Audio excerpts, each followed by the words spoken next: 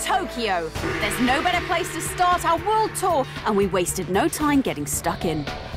OK, Jace, before I left, I packed 3 high-end HD consumer camcorders, and I want to use the most technologised city on the planet as a backdrop to thoroughly test each camera.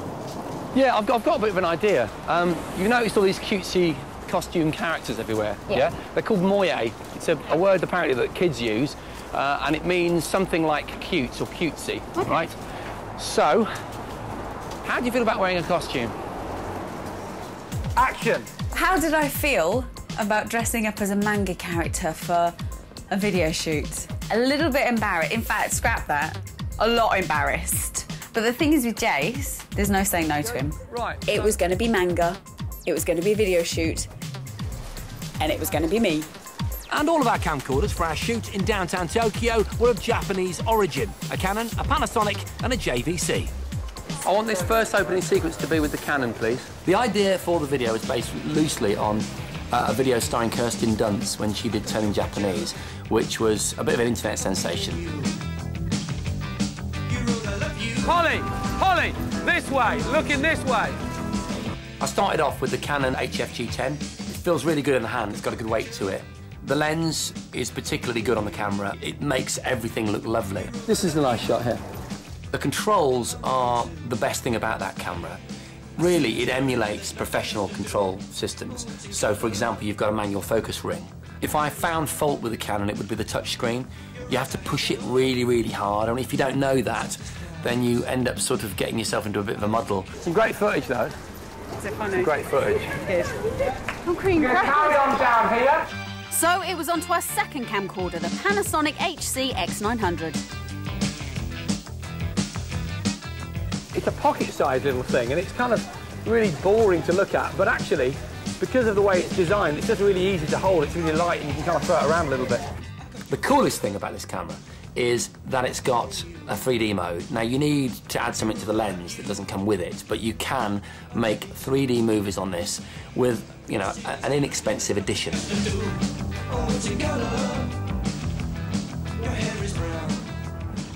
In some ways, it didn't excite me because I just felt the colours were a bit washed out, but that might be a subjective thing. Finally, our third camcorder, the JVC Everio GZ-GX1. JVC Everio now. Oh, great, that's the one with the iPad, so you can use it as a monitor. Yeah, I can operate it remotely. Get your breath back, girls. Hold on. I'm getting old. I have to sit down now. A great feature of the JVC allows you to use Wi-Fi to stream video to both Android and Apple devices. I'm loving the Everio's face detection. It detects every single face in that shot. Holly's and all the girls. Look, even the girl at the back, look, as I move it there.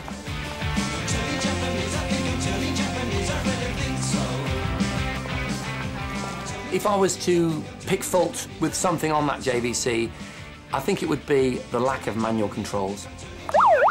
That's a wrap. Well done, guys. Well done. That's great. Wow. I think we have put these cameras through their paces.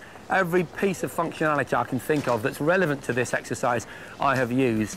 The Canon was clearly the most usable of the 3 camcorders. It was nicely balanced, with loads of easy-to-use manual controls.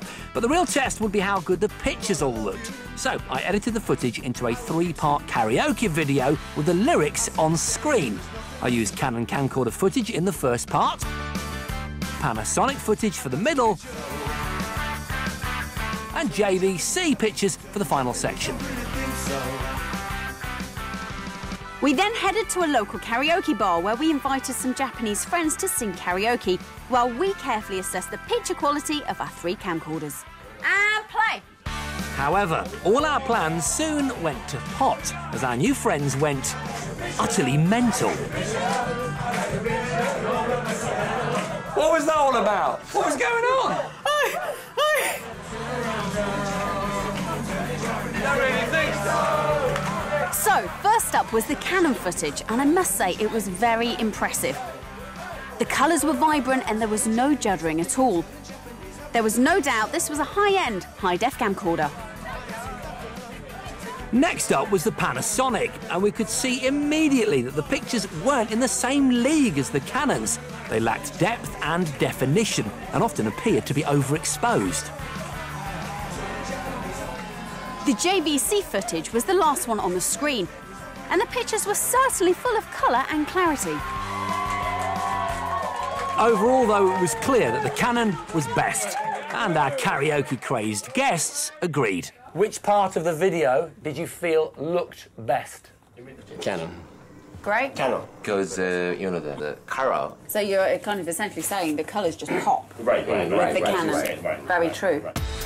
So on to our G ratings, and it's just 2 Gs for the Panasonic. It's easy to use, but its pictures lack depth and definition, and often appear to be overexposed. It's 3 Gs for the JVC. Despite its great Wi-Fi connectivity, it has too few manual controls. Nevertheless, its pictures were certainly colourful and clear. And finally, it's 4 Gs for the Canon. It's the easiest to use with a great range of controls, and the pictures it produced were fabulous. Overall, it was clearly the best of our 3 HD camcorders.